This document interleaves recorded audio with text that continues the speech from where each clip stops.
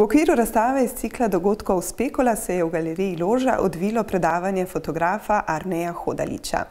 In kaj se počne poleg fotografiranja?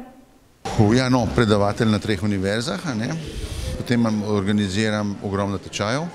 Seveda poti so nekje del mojega dela fotožurnalista.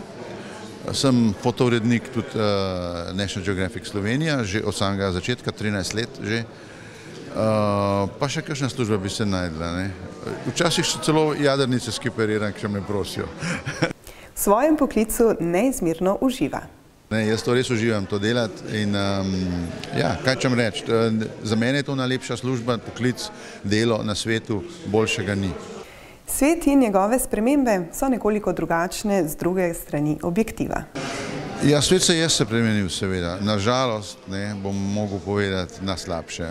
Nažalost na slabše, ker jaz mislim, da je to vedno tudi poskušam, kaj pa vem, ljudi osveščati o tem, da nas je enostavno preveč.